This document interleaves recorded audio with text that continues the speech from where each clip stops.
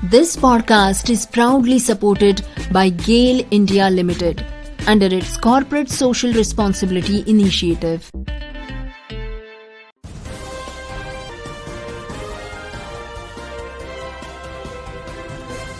Hello दोस्तों, नमस्कार। आप इस वक्त सुन रहे हैं रेडियो उड़ान पर प्रोग्राम कम्युनिटी कलर्स, जिसमें हम लेते हैं जायजा देश और दुनिया से आने वाली डिसेबिलिटी सेक्टर से जुड़ी खबरों का। दोस्तों, आजकल मौसम के हिसाब से पानी पीना, खुद को धूप से सुरक्षित रखना और बदलते मौसम में ख्याल रखना बहुत जरूरी हो गया है। आशा करते हैं आप सभी लोग अपना ख्याल रख रहे होंगे और इस कड़ी धूप में आइसक्रीम के साथ साथ आप आम और तरबूजे जैसे सीजनल फ्रूट्स का मजा भी जरूर ले रहे होंगे। साथ ही धूप से बचने के नुस्खे आप जरूर अपना रहे होंगे। तो दोस्तों, इसी नोट के साथ शुरुआत करते हैं आज के इस प्रोग्राम की। सुनते हैं आज के प्रोग्राम में कवर होने वाली न्यूज की हेडलाइंस।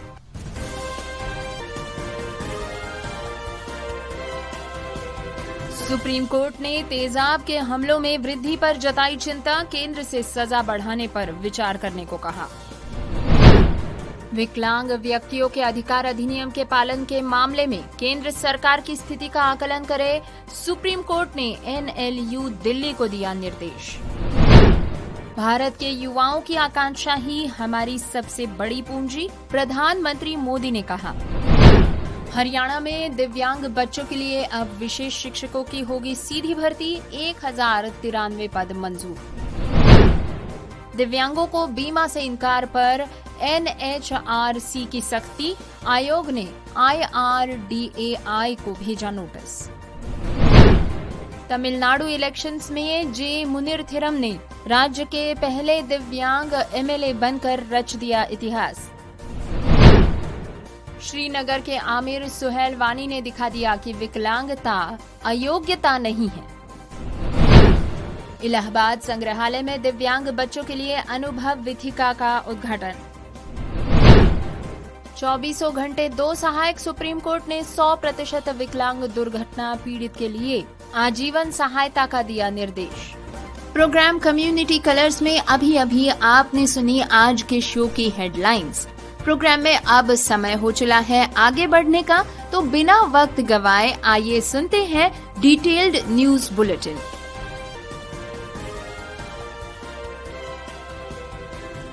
दोस्तों, आज की पहली खबर सुनते हैं सुप्रीम कोर्ट से। बर्बर एसिड अटैक के मामलों में चिंताजनक वृद्धि को उजागर करते हुए सुप्रीम कोर्ट ने सुझाव दिया है कि केंद्र को ऐसे अपराधों के लिए सजा बढ़ाने पर विचार करना चाहिए।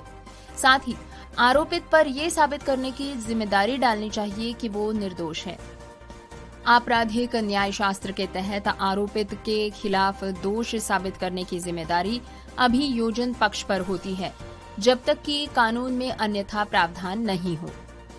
मुख्य न्यायाधीश सूर्यकांत और जस्टिस जयमाल्या बागची की पीठ ने सोमवार को निर्देश दिया कि जब तक उपयुक्त संशोधन नहीं किया जाता, उन व्यक्तियों को जो बलात् एसिड का सेवन करने के लिए मजबूर किया गया है, जिनके आंतरिक अंगों को बिना किसी बाहरी विकृति के चोटें आई है, उन्हें 2016 के विकलांग व्यक्तियों के अधिकार अधिनियम तहत एसिड अटैक पीड़ितों की श्रेणी में रखा जाएगा। पीठ ने कहा कि ये स्पष्टीकरण तब से लागू माना जाएगा जब 2016 का अधिनियम लागू हुआ था। यदि संबंधित मंत्रालय इस अधिनियम को औपचारिक रूप से अधिसूचित करता है तो उसकी सराहना की जाएगी। दोस्तों, आपको बता दें कि सर्वोच्च न्यायालय ने ये आदेश उस जनहित याचिका की सुनवाई के दौरान पारित किया है जो एसिड अटैक की पीड़िता शाहीन मलिक द्वारा दायर की गई है, जिन्होंने मांग की थी कि ऐसे पीड़ितों को विकलांग व्यक्तियों के रूप में वर्गीकृत किया जाए ताकि कल्याणकारी योजनाओं तक उनकी पहुंच सुनिश्चित हो सके। दोस्तों, प्रोग्राम में एक और खबर सुनते हैं सुप्रीम कोर्ट से ही। सुप्रीम कोर्ट ने हाल ही में नेशनल लॉ यूनिवर्सिटी दिल्ली को ये जिम्मेदारी सौंपी है कि वो दिव्यांग व्यक्तियों के अधिकार अधिनियम 2016 के प्रावधानों के पालन के मामले में भारत सरकार की स्थिति का आकलन करे। उल्लेखनीय बात यह है कि कोर्ट ने इससे पहले 8 NLU को निर्देश दिया था कि वे पूरे देश में उन देखभाल संस्थाओं का आकलन करें जहां संज्ञानात्मक दिव्यांगता वाले लोग रहते हैं। साथ ही वे इस अधिनियम के पालन की स्थिति का भी जायजा लें। इस परियोजना को प्रोजेक्ट एबिलिटी एम्पावरमेंट नाम दिया गया था। हाल ही में राज्यों और केंद्र शासित प्रदेशों द्वारा नोडल अधिकारियों की नियुक्ति का संज्ञान लेते हुए कोर्ट ने निर्देश दिया कि पूरे देश में 2016 के अधिनियम के पालन का आकलन उन 8 NLU द्वारा ही किया जाए। साथ ही NLU दिल्ली अपने आकलन के दायरे में भारत सरकार को भी शामिल करे। आगे ये निर्देश भी दिए गए कि नेशनल लॉ यूनिवर्सिटी दिल्ली इस बात का आकलन करने का कार्य करे कि भारत सरकार ने दिव्यांग व्यक्तियों के अधिकार अधिनियम 2016 के प्रावधानों का किस हद तक पालन किया है। प्रभावी समन्वय और सार्थक जुड़ाव निश्चित करने के उद्देश्य से भारत सरकार के सामाजिक न्याय और अधिकारिता विभाग के सचिव संयुक्त सचिव से कम रैंक के किसी अधिकारी को नामित करेंगे। ये अधिकारी नेशनल लॉ यूनिवर्सिटी दिल्ली द्वारा बुलाई जाने वाली उन बैठकों में शामिल होगा जो इस आदेश में कोर्ट द्वारा जारी निर्देशों के संबंध में आयोजित की जाएंगी। कोर्ट ने कहा है कि इस तरह की निगरानी केवल औपचारिक नहीं होनी चाहिए, बल्कि इसमें वैधानिक आदेशों के पालन का ठोस मूल्यांकन शामिल होना चाहिए, जिसमें आवश्यक संस्थागत तंत्रों का निर्माण, अधिकारों का प्रवर्तन और सुलभता से जुड़े उपाय शामिल हैं। जस्टिस विक्रम नाथ और जस्टिस संदीप मेहता की पीठ ने ये आदेश भी पारित करते हुए टिप्पणी की कि दिव्यांग व्यक्तियों के अधिकार अधिनियम 2016 के लागू हुए 8 साल बीत जाने के बावजूद राज्यों और केंद्र शासित प्रदेशों द्वारा इसके पालन का मामला अब भी पकड़ से बाहर है। इस मामले में कोर्ट ने पहले भी उन दिव्यांग व्यक्तियों को सामान्य श्रेणी की सीटें न दिए जाने पर चिंता व्यक्त की थी, जिन्होंने अनारक्षित श्रेणी के लिए निर्धारित कट ऑफ अंकों से भी अधिक अंक प्राप्त कर लिए थे। हाल ही में हुई सुनवाई के दौरान इस बात का संज्ञान लेते हुए कि केंद्र सरकार ने दिव्यांग व्यक्तियों की नियुक्ति और पदोन्नति उनकी अपनी योग्यता के आधार पर सुनिश्चित करने के लिए पहले ही कार्यकारी निर्देश जारी कर दिए। कोर्ट ने निर्देश दिया कि राज्यों और केंद्र शासित प्रदेशों द्वारा इस नीति का अक्षरशः और पूरी भावना के साथ पालन किया जाए। दोस्तों, प्रधानमंत्री नरेंद्र मोदी जी ने बजट के बाद होने वाले वेबिनारों की एक नई परंपरा को जन भागीदारी का सशक्त उदाहरण बताते हुए कहा कि भारत की सबसे बड़ी शक्ति आज उसके युवाओं की आकांक्षाओं में निहित है। उन्होंने कहा कि युवा चाहे गांव, कस्बे या शहर से हो और वे नवाचार करने और राष्ट्र के भविष्य में सार्थक योगदान देने इच्छुक हैं। प्रधानमंत्री ने कहा कि जैसे जैसे भारत नवाचार संचालित अर्थव्यवस्था की ओर बढ़ रहा है, देश की इस क्षमता को सामने लाने के लिए अपनी शिक्षा प्रणाली का निरंतर रूप से आधुनिकीकरण करना होगा। प्रधानमंत्री ने कहा कि लाखों हितधारक, विशेषज्ञ और लाभार्थी इन परामर्श सत्रों में सहभागी बन रहे हैं, जिससे कि व्यावहारिक विचारों और समाधानों का सृजन हो रहा है और केंद्रीय बजट के कार्यान्वयन को गति प्राप्त हो रही है। दोस्तों, इसी विचार को आगे बढ़ाते हुए केंद्रीय सामाजिक न्याय और अधिकारिता मंत्री डॉक्टर वीरेंद्र कुमार ने कहा कि किसी राष्ट्र की प्रगति का सही माप इस बात में निहित है कि वो अपने सबसे वंचित नागरिकों को कितनी प्रभावी ढंग से सशक्त बनाता है। उन्होंने बताया कि केंद्रीय बजट में दिव्यांगजन कौशल योजना की घोषणा दिव्यांग व्यक्तियों के लिए रोजगार से जुड़े कौशल को मजबूत करने की दिशा में एक महत्वपूर्ण पहल है। डॉक्टर वीरेंद्र कुमार ने कहा कि कौशल विकास को वास्तविक और सम्मानजनक रोजगार के अवसरों में परिवर्तित करने के लिए सरकार, उद्योग और नागरिक समाज के बीच साझेदारी आवश्यक होगी। विशेषज्ञों ने इस बात पर बल दिया कि दिव्यांगजनों के लिए बाजार से जुड़े कौशल विकास को सामुदायिक आकांक्षाओं और उद्योग की मांग के अनुरूप बनाया जाना चाहिए और उन्हें मुख्य धारा की शिक्षा, विज्ञान, प्रौद्योगिकी, इंजीनियरिंग और गणित शिक्षा और रोजगार प्रणालियों में एकीकृत किया जाना चाहिए। चर्चा में समावेशी भर्ती, सुलभ प्रशिक्षण उपकरण, उद्यमिता, डिजिटल प्लेटफॉर्म और AI सक्षम दूरस्थ कार्य अवसरों के महत्व पर प्रकाश डाला गया। प्रतिभागियों ने दिव्यांगजनों के लिए संरचित रोजगार मिलान प्रणाली और सुलभता ऑडिटिंग भूमिकाओं पर भी बल दिया। दोस्तों 9 मार्च 2026 को डॉक्टर अंबेडकर अंतर्राष्ट्रीय केंद्र में आयोजित दिव्यांगजन कौशल योजना पर बैठक पश्चात वेबिनार में मांग आधारित उद्योग संबंधित कौशल विकास प्रणाली के निर्माण पर ध्यान केंद्रित किया गया था, जिसमें कि ग्रामीण क्षेत्रों और उत्कृष्टता केंद्रों के माध्यम से विशेष व्यावसायिक परीक्षण पर विशेष ध्यान दिया गया था। दोस्तों खबर सुनते हैं हरियाणा से। हरियाणा में दिव्यांग छात्र छात्राओं को पढ़ाने के लिए अब स्टाफ का संकट खत्म हो सकता है। सरकारी शिक्षण संस्थाओं में पहली से लेकर 8वीं कक्षा में कुल 12,827 दिव्यांग पढ़ाई कर रहे हैं, जिनके लिए वित्त विभाग ने विशेष शिक्षा शिक्षकों के 1,093 पद स्वीकृत किए हैं। इनमें 5वीं कक्षा तक 713 और 6ठी से 8वीं तक 380 पद शामिल हैं। विशेष शिक्षकों की सीधी भर्ती की जाएगी, जिसके लिए माध्यमिक शिक्षा विभाग ने नई नीति का मसौदा तैयार कर लिया है। मंत्रिमंडल की मुहर लगते ही ये नई नीति लागू हो जाएगी। बाल शिक्षा का अधिकार अधिनियम 2009 और दिव्यांग व्यक्तियों के अधिकार अधिनियम 2016 के तहत दिव्यांग बच्चों के लिए विशेष शिक्षा शिक्षकों की नियुक्ति अनिवार्य है। वर्तमान में हरियाणा स्कूल शिक्षा परियोजना परिषद के माध्यम से कुल 360 विशेष शिक्षक दिव्यांग बच्चों को पढ़ा रहे हैं। इनमें से पहली से 8वीं कक्षा तक के 137, माध्यमिक शिक्षा निदेशक के माध्यम से 210 और national association for the blind (NAB) के माध्यम से 13 शिक्षक अनुबंध पर कार्यरत हैं। 9वीं से 12वीं तक के कुछ विशेष शिक्षकों को छोड़ दिया जाए तो सभी विशेष शिक्षक 10 वर्षों से अधिक समय से कार्यरत है। समावेशी शिक्षा समग्र शिक्षा के अंतर्गत केंद्र और राज्य सरकार द्वारा 60 से 40 के अनुपात में धनराशि उपलब्ध। दोस्तों देश में दिव्यांगजनों खासकर बोलने और सुनने में दिक्कत होने वाले लोगों को जीवन बीमा का लाभ नहीं मिल पाने का मामला सामने आया है। इस शिकायत पर राष्ट्रीय मानवाधिकार आयोग ने संज्ञान लेते हुए बीमा नियामक, भारतीय बीमा नियामक और विकास प्राधिकरण को नोटिस जारी किया और 15 दिनों के भीतर कार्रवाई रिपोर्ट ATR मांगी है।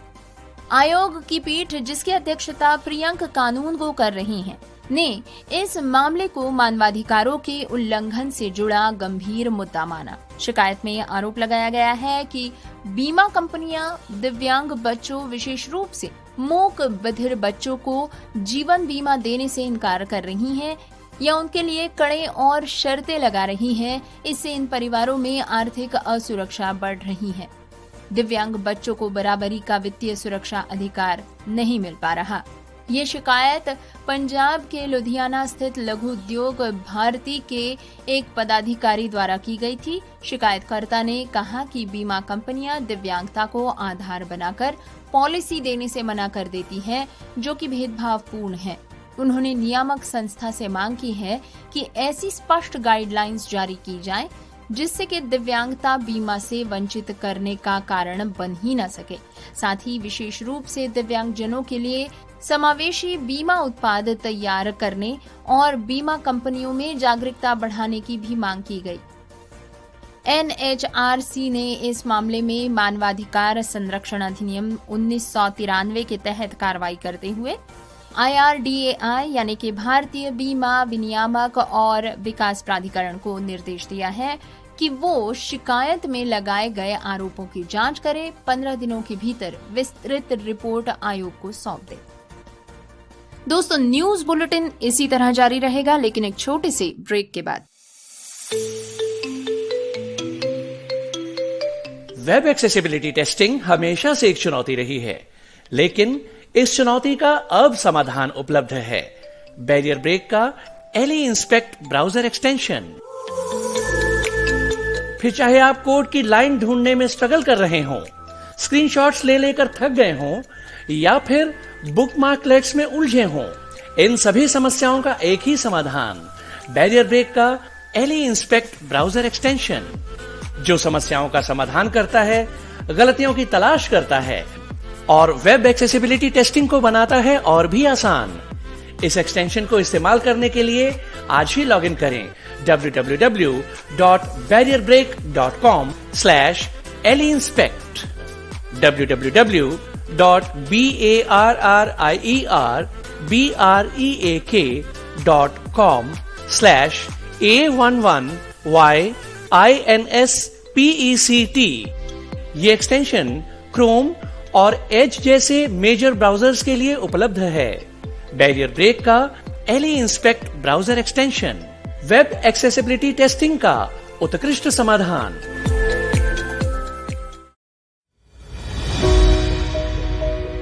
What stops a student from achieving their dreams? Is it lack of talent or lack of opportunity?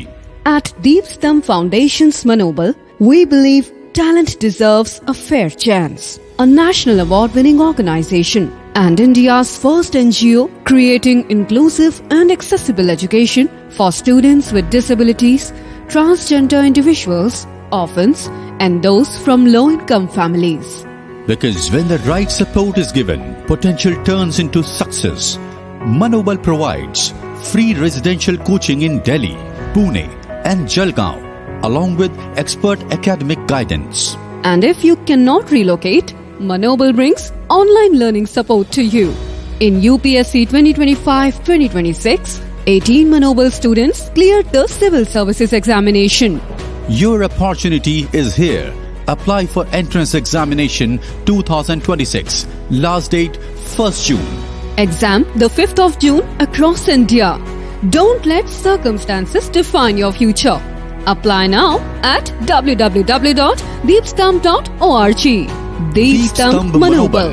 Opening doors to education, opportunity and dignity.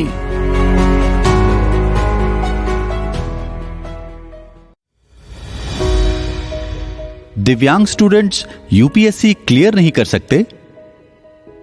Orphan students privilege के सामने compete नहीं कर सकते? ट्रांसजेंडर स्टूडेंट्स गवर्नमेंट सर्विसेज में नहीं जा सकते? और क्वालिटी कोचिंग सिर्फ अमीरों के लिए होती है? ये सब मिथ्स हैं।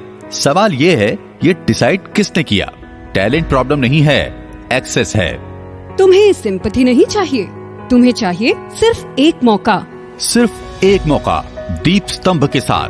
दीप स्तंभ मनोबल नेशनल एंट्रेंस 2026 ला रहा है एक बड़ी opportunity persons with disabilities, orphan students, transgender students और लो इनकम ग्रुप के स्टूडेंट्स के लिए।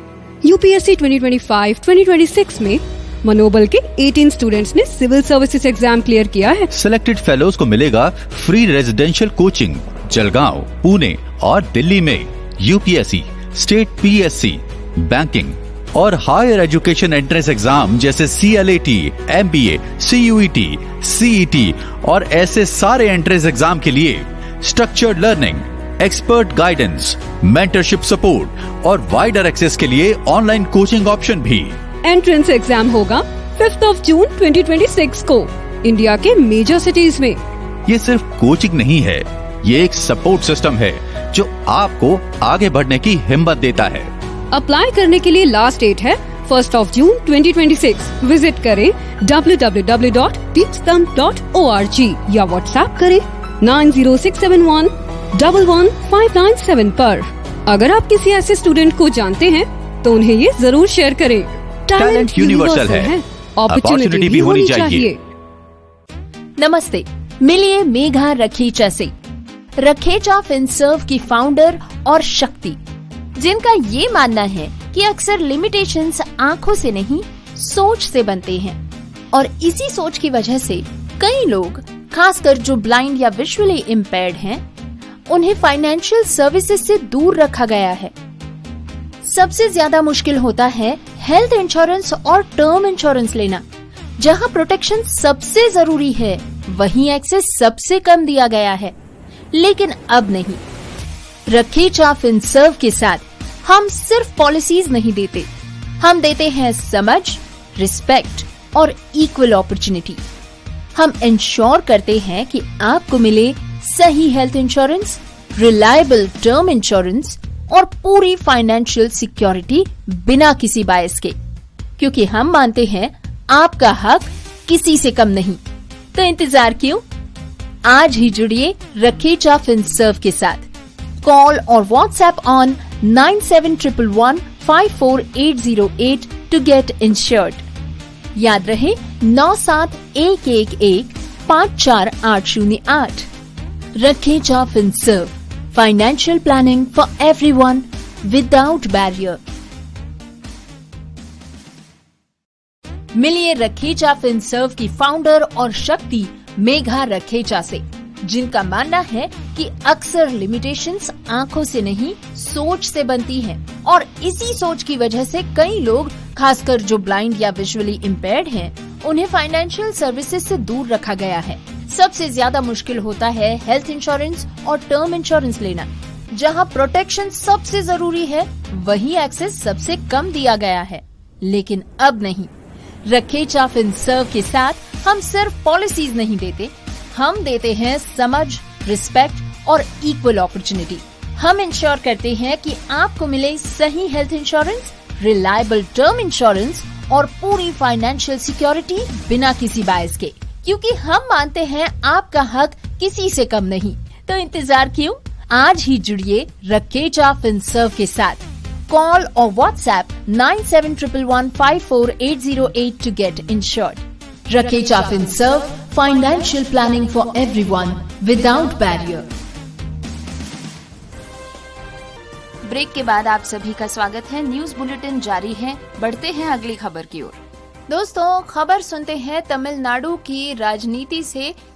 तमिलनाडु की राजनीति लाखों लोगों के लिए प्रेरणा की एक नई मिसाल बनने जा रही है। साल 2026 के तमिलनाडु विधानसभा चुनावों के नतीजे आ चुके हैं, लेकिन सबसे ज्यादा चर्चा में एक ऐसा नाम है जिसने इतिहास रच दिया है। उत्तर मेरूर विधानसभा सीट से जे मुनिरथिनम ने एक ऐसी जीत दर्ज की है जिसे दशकों तक याद रखा जाएगा। मुनिरथिनम तमिलनाडु के पहले दिव्यांग विधायक यानी कि एमएलए बन गए हैं। उन्होंने अभिनेता से नेता बने विजय की पार्टी तमिलगा वेत्री कड़गम टीवीके के टिकट पर चुनाव लड़ा और भारी मतों से जीत हासिल की। दोस्तों, श्री मुनिरथिनम की कहानी संघर्ष और अटूट विश्वास की कहानी है। 50% तक शारीरिक दिव्यांगता के बावजूद वे पिछले कई सालों से विजय मक्कल इयक्कम से जुड़े रहे हैं। पेशे से बिल्डर और कानून की पढ़ाई कर चुके मुनिरथिनम ने चुनाव प्रचार के दौरान कैलिपर्स की मदद से घर घर जाकर लोगों का दिल जीता। अपनी जीत के बाद उन्होंने भावुक होते हुए कहा कि उनकी प्राथमिकता अपने क्षेत्र के विकास के साथ साथ दिव्यांगों के कल्याण के लिए काम करना है। उन्होंने वादा किया है कि वो ये सुनिश्चित करेंगे कि सरकारी योजनाओं का लाभ हर उस व्यक्ति तक पहुंचे जो अब तक हाशिए पर रहा है। मुनिरथिनम की ये जीत थलपति विजय की पार्टी टीवीके के लिए भी बड़ा बूस्ट है, जिसने अपने पहले की चुनाव में 108 सीटें जीतकर सबको चौंका दिया। लेकिन मुनिरथिनम का विधानसभा पहुंचना समावेशी राजनीति की ओर एक बड़ा कदम माना जा रहा है।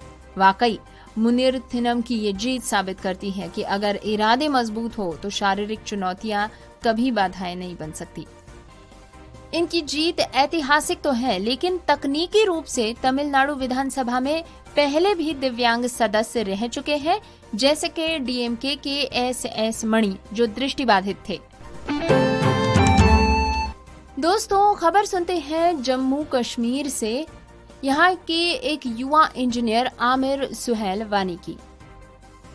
दोस्तों, श्रीनगर के सेंट्रल एडमिनिस्ट्रेटिव ट्रिब्यूनल CAT ने एक ऐतिहासिक फैसला सुनाते हुए साफ कर दिया है कि शारीरिक चुनौतियां किसी की योग्यता के आड़े नहीं आ सकती। ये कहानी है श्रीनगर के रहने वाले आमिर सुहेल वानी की। आमिर कोई साधारण युवा नहीं है, वे एक बेहतरीन इलेक्ट्रिकल इंजीनियर होने के साथ साथ एक जाने माने लेखक और शोधकर्ता भी हैं। सेरेब्रल पाल्सी मस्तिष्क पक्षाघात से पीड़ित होने के बावजूद उन्होंने NIT श्रीनगर से इंजीनियरिंग की डिग्री हासिल की। आमिर ने जम्मू और कश्मीर सेवा चयन बोर्ड JKSSB के तहत जूनियर इंजीनियर JE के पद के लिए परीक्षा दी थी। मेरिट लिस्ट में जगह बनाने के बावजूद भी उनके दस्तावेजों और विकलांगता प्रमाण पत्र में माता पिता के विवरण में मामूली गड़बड़ी के कारण उनकी नियुक्ति रोक दी गई। ट्रिब्यूनल के सदस्य MS लतीफ और प्रशांत कुमार की बेंच ने इस मामले पर सख्त रुख अपनाया। उन्होंने कहा कि रोजगार एक राष्ट्रीय संपत्ति है और हर योग्य उम्मीदवार को इस पर अधिकार होना चाहिए। अदालत ने अधिकारियों को निर्देश दिए कि अगली सुनवाई तक आमिर के लिए एक पद खाली रखा जाए। ट्रिब्यूनल ने स्पष्ट किया कि दिव्यांग लोगों के संवैधानिक अधिकारों की रक्षा करना भर्ती एजेंसियों का अतिरिक्त बोझ है। दोस्तों, ये फैसला उन हजारों दिव्यांग युवाओं के लिए उम्मीद की किरण है जो अपनी मेहनत से समाज में जगह बना रहे हैं। आमिर की काबिलियत पर उनके वकील ने भी जोर दिया कि उनकी शारीरिक स्थिति उनके काम करने की क्षमता को प्रभावित नहीं करती है। दोस्तों, इस मामले में अगली सुनवाई 26 मई 2026 को होगी। तब तक के लिए आमिर वानी का ये संघर्ष हमें सिखाता रहेगा कि हौसले बुलंद हो तो कानून भी आपके साथ खड़ा होता है। दोस्तों, खबर सुनते हैं प्रयागराज से। इलाहाबाद संग्रहालय में बुधवार को राज्यपाल उत्तर प्रदेश एवं संग्रहालय समिति की अध्यक्षा आनंदीबेन पटेल द्वारा दिव्यांग बच्चों के लिए विकसित अनुभव विथिका का ऑनलाइन माध्यम से अनावरण एवं उद्घाटन किया गया। उन्होंने विथिका का अवलोकन करते हुए बच्चों से संवाद स्थापित किया, उनके अनुभव को जाना और इसे दिव्यांग बच्चों एवं संस्थाओं के लिए उपयोगी, आकर्षक एवं संग्रहालय की एक अभिनव उपलब्धि बताया। दिव्यांग बच्चों के लिए विथिका की उपयोगिता को ध्यान में रखते हुए उन्होंने प्रदर्शित विरासत स्थलों पर आधारित स्पर्शनीय पुस्तिकाएं उपलब्ध कराने के निर्देश दिए। साथ ही भारत की समृद्ध सांस्कृतिक धरोहर के संबंध में बच्चों से संवाद कर उनकी जिज्ञासाओं को प्रोत्साहित किया तथा इस पहल के लिए मंडलायुक्त एवं संग्रहालय निदेशक श्रीमती सौम्या अग्रवाल सहित पूरी टीम के प्रयासों की सराहना की। दोस्तों, आपको बता दें कि अनुभव विथिका का विकास नई दिल्ली स्थित स्वयंसेवी संस्था सक्षम के सहयोग से किया गया है, जिसमें 11 प्रमुख विरासत स्थलों एवं 10 वन्य जीवों की प्रतिकृतियां स्थापित की गई हैं। उनकी जानकारी ब्रेल लिपि एवं श्रव्य उपकरणों के माध्यम से उपलब्ध कराई गई है। साथ ही स्मारक प्रतिरूप, स्पर्श आधारित कार्ड एवं अन्य स्पर्श आधारित खेलों की व्यवस्था भी की गई है। दोस्तों, विथिका में सांची स्तूप, हम्पी का रथ, स्वर्ण मंदिर, हवा महल, gateway of India, Qutub Minar, Ram मंदिर, काशी विश्वनाथ मंदिर, विवेकानंद रॉक स्मारक तथा ताजमहल सहित विभिन्न धरोहरों को स्पर्श के माध्यम से अनुभव किया जा सकता है। वन्य जीवों में हाथी, बारसिंघा, मोर, काला चीता, दरियाई घोड़ा एवं जिराफ की प्रतिकृतियां शामिल हैं। दोस्तों, सुप्रीम कोर्ट से एक अनोखी खबर सुनते हैं। सुप्रीम कोर्ट ने एक सड़क दुर्घटना के शिकार 14 वर्षीय किशोर को दी जाने वाली मुआवजे की राशि में भारी वृद्धि करते हुए इसे 12 लाख के आसपास से बढ़ाकर 56 लाख के आसपास कर दिया है। जस्टिस JK माहेश्वरी और जस्टिस अतुल S चांदोरकर की पीठ ने पाया कि पहले निर्धारित की गई काल्पनिक आय काफी कम थी। इसके साथ ही कोर्ट ने 100% स्थायी विकलांगता झेल रहे अपीलकर्ता के लिए 24 घंटे 2 सहायकों की व्यवस्था करने का निर्देश भी दिया। दोस्तों, ये मामला है 8 नवंबर 2016 को हुई एक सड़क दुर्घटना का। अपीलकर्ता हंसराज, जिसकी उम्र उस समय 14 वर्ष की थी, अपने मित्र के साथ मोटरसाइकिल पर पीछे बैठे थे। पहले प्रतिवादी द्वारा मोटरसाइकिल को लापरवाही से चलाने के कारण वे एक ट्रैक्टर ट्रॉली के पिछले हिस्से से टकरा गए। इस हादसे में हंसराज की गर्दन और सिर और रीढ़ की हड्डी में गंभीर चोटें आई, कई फ्रैक्चर्स हुए। इसके बाद उन्हें 203 दिनों तक अस्पताल में भर्ती रहना पड़ा। इन चोटों के कारण वे 100% स्थायी रूप से विकलांग हो गए। इसके बाद मोटर वाहन अधिनियम 1988 की धारा 166 के तहत मोटर दुर्घटना द्वारा न्यायाधिकरण MACT के समक्ष मुआवजे का दावा पेश किया गया। न्यायाधिकरण ने शुरू में 7 लाख रुपए का मुआवजा दिया। अपील के बाद राजस्थान हाईकोर्ट ने इसे बढ़ाकर 12 लाख कर दिया। हालांकि इस आंशिक वृद्धि से असंतुष्ट होकर अपीलकर्ता ने मुआवजे की राशि में और बढ़ोतरी के लिए सुप्रीम कोर्ट का दरवाजा खटखटाया। दोस्तों, कोर्ट ने पाया कि चूंकि अपीलकर्ता 100% स्थायी विकलांगता से पीड़ित है, इसलिए उसे 24 घंटे 2 सहायकों की आवश्यकता होती है। एक अर्धकुशल श्रमिक यानी सेमी स्किल्ड वर्कमैन की मजदूरी 5,000 रुपए प्रति माह मानते हुए कोर्ट ने 2 सहायकों के लिए 21,60,000 का मुआवजा दिया। इसके अलावा मानसिक पीड़ा और सुविधाओं की हानि के लिए 10 लाख, भविष्य के चिकित्सा खर्च के लिए 3 लाख और विवाह की संभावनाओं की हानि के लिए 3 लाख की राशि प्रदान की गई। अपीलकर्ता की दीर्घकालिक देखभाल सुनिश्चित करने के लिए कोर्ट ने सहायक शुल्क के वितरण के लिए विशेष निर्देश दिए हैं। कोर्ट ने आदेश दिया कि इस राशि का 25% हिस्सा तुरंत अपीलकर्ता को दिया जाए ताकि शेष 75 हिस्सा फिक्स्ड डिपॉजिट में निवेश किया जाए। इस निवेश से प्रति वर्ष 1.5 लाख की राशि अपीलकर्ता को दी जाएगी ताकि वे अपने देखभाल का खर्चा उठा सके, जबकि शेष राशि पर ब्याज मिलता रहे। Hello and welcome to another episode of Justice Connect, जिसमें हम उस हफ्ते के जो नए लेटेस्ट डिसेबिलिटी राइट्स के जजमेंट्स होते हैं उसे कवर करते हैं। आज हम 3 जजमेंट्स डिस्कस करेंगे, एक सुप्रीम कोर्ट का और 2 सिक्किम हाई कोर्ट के। ये एक इंटरेस्टिंग चीज है कि ना सिर्फ दिल्ली हाई कोर्ट बट बाकी हाई कोर्ट भी इस तरीके के केसेस सुन रहे हैं in good numbers, as evident by the fact that we have 2 Sikkim High Court judgments this week. The first judgment is of the Supreme Court in the case, of Sunanda Bhandare Foundation versus Union of India. ये एक ऐसा batch of cases है जिसमें supreme court monitor कर रहा है कितने हद तक आरपीडब्ल्यूडी एक्ट के साथ कंप्लायंस हुआ है एंड सर्टेन रिलेटेड एस्पेक्ट्स। इसमें काफी सारे रिलेटेड केसेस भी जुड़े हुए हैं, जैसे कि सीमा गिरिजा लाल का केस है, रीना बैनर्जी का केस है, and other connected matters.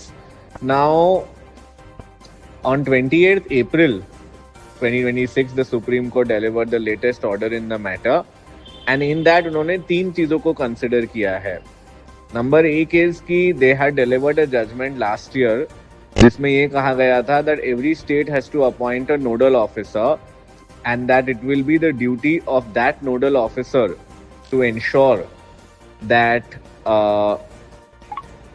the project ability empowerment जो कोर्ट ने शुरू किया था, which is कि intellectually disabled लोगों के लिए जो institution है, are they functioning as required, उसमें nodal officers अपॉइंट करने थे हर स्टेट और यूटी को। और ये पाया गया कि काफी स्टेट्स और यूनियन टेरिटरीज में ये नोडल ऑफिसर का अपॉइंटमेंट नहीं हुआ है। तो उस वजह से कोर्ट ने कहा था पिछले हियरिंग में कि अगर अगले टाइम तक भी नहीं होता तो चीफ सेक्रेटरी को खुद आना पड़ेगा कोर्ट में हर स्टेट के। तो naturally that got the job done और सिर्फ 2 ही स्टेट रह गए, लद्दाख और आई थिंक सिक्किम एक और था, जिसमें कहा गया कि इन दोनों का बचा हुआ है। तो कोर्ट ने कहा कि इन दोनों को भी करने को इमीडिएटली कंप्लाई कहा गया है। तो एक तो ये पार्ट हो गया। दूसरा और रिलेटेड पार्ट ये है कि कोर्ट ने आरपीडब्ल्यूडी एक्ट का इम्प्लीमेंटेशन भी ट्रैक करना शुरू किया।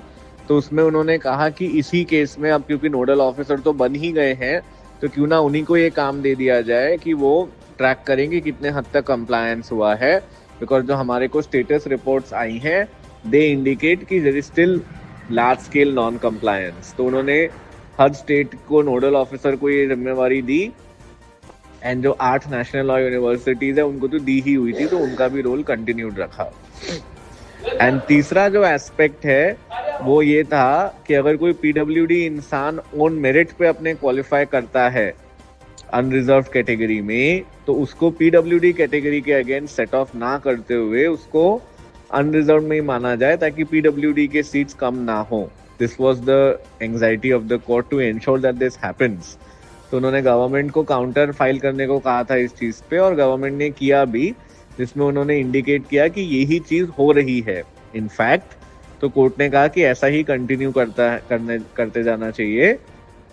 एंड ये भी है कि उसमें पीडब्ल्यूडी जो रिलैक्स स्टैंडर्ड्स के बिना अनरिजर्व कैटेगरी में हो वो इम्पोर्टेंट है। और उसमें रिलैक्स स्टैंडर्ड्स में ये है कि स्क्राइब या एक्स्ट्रा टाइम या मेडिकल फिटनेस में जो रिलैक्सेशन मिलते हैं पीडब्ल्यूडी को, उसको रिलैक्सेशन नहीं माना जाएगा।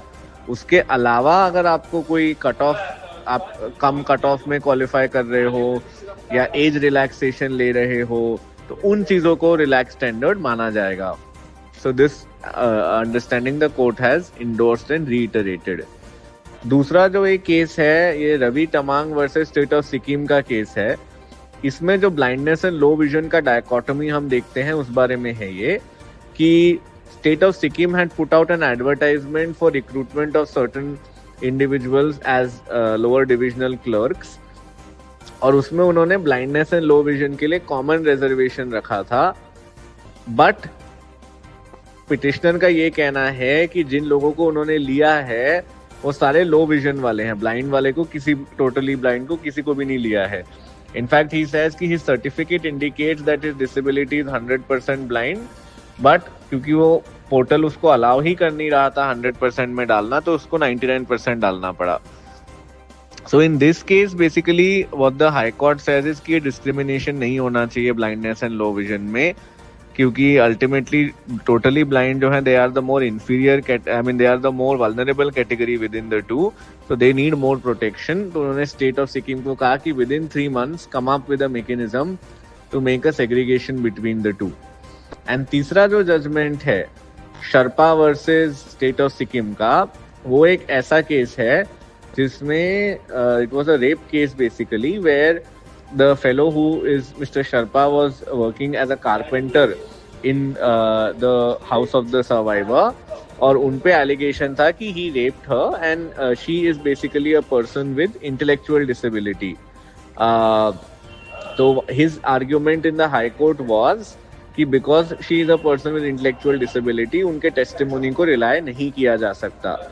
तो हाई कोर्ट ने ये चीज को नहीं माना. उन्होंने एक सुप्रीम कोर्ट की पिछली जजमेंट है पतंजमल वाली उसको साइट किया और ये कहा कि just because somebody is a PWD doesn't mean कि उनकी टेस्टिमोनी को हम इक्वल वैल्यू नहीं देंगे.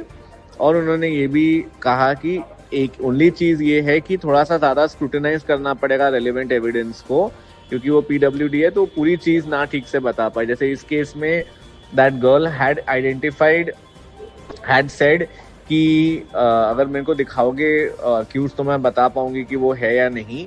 दूसरा ये कि उसने कहा था कि my niece witness the incident, और नीस ने भी कंफर्म किया कि ये चीज हुई थी. But the only lacuna was that she when that accused was shown to her on the screen, उसने ये नहीं अफर्म किया कि यही बंदा है जिसने किया है. तो कोर्ट ने कहा उससे कोई फर्क नहीं पड़ता, बिकॉज 100% आप एक्सपेक्ट करोगे जो एक पीडब्ल्यूडी से जो आप दूसरे से कर रहे हो वो सही नहीं होगा. बट उन्होंने मेडिकल एविडेंस देखा, जो विटनेस टेस्टिमोनीज थी उसको केयरफुली एग्जामिन किया, and they found that it corroborated the narrative that the accused was present at the time of the place of the incident and that it was he who did it. तो उन्होंने उस बंदे का 10 years का imprisonment affirm किया और 4 लाख का compensation भी सर्वाइवर को अफर्म किया. तो ये 3 judgments हैं. All 3 of them are extremely positive and mark a step in the right direction.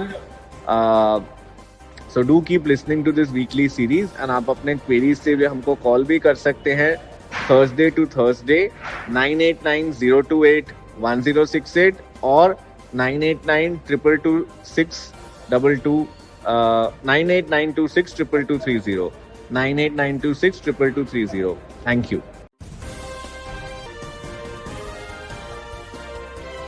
दोस्तों ये था आज का प्रोग्राम कम्युनिटी कलर्स. दोस्तों आप प्रोग्राम कम्युनिटी कलर्स और साथ ही साथ रेडियो उड़ान के अन्य कार्यक्रमों के बारे में क्या सोचते हैं हमें जरूर लिख भेजिए. आप अपने सुझाव, अपने फीडबैक हमें YouTube के कमेंट सेक्शन में भी लिख सकते हैं.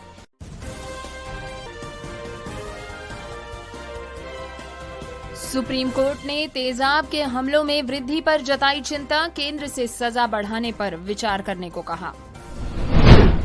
विकलांग व्यक्तियों के अधिकार अधिनियम के पालन के मामले में केंद्र सरकार की स्थिति का आकलन करे, सुप्रीम कोर्ट ने NLU दिल्ली को दिया निर्देश. भारत के युवाओं की आकांक्षा ही हमारी सबसे बड़ी पूंजी, प्रधानमंत्री मोदी ने कहा. हरियाणा में दिव्यांग बच्चों के लिए अब विशेष शिक्षकों की होगी सीधी भर्ती, 1093 पद मंजूर. दिव्यांगों को बीमा से इनकार पर NHRC की सख्ती, आयोग ने IRDAI को भेजा नोटिस। तमिलनाडु इलेक्शंस में जे मुनिरथिरम ने राज्य के पहले दिव्यांग MLA बनकर रच दिया इतिहास। श्रीनगर के आमिर सुहेल वानी ने दिखा दिया कि विकलांगता अयोग्यता नहीं है। इलाहाबाद संग्रहालय में दिव्यांग बच्चों के लिए अनुभव विथिका का उद्घाटन। 24 घंटे 2 सहायक। सुप्रीम कोर्ट ने 100% विकलांग दुर्घटना पीड़ित के लिए आजीवन सहायता का दिया निर्देश। This podcast is proudly supported by GAIL India Limited under its corporate social responsibility initiative.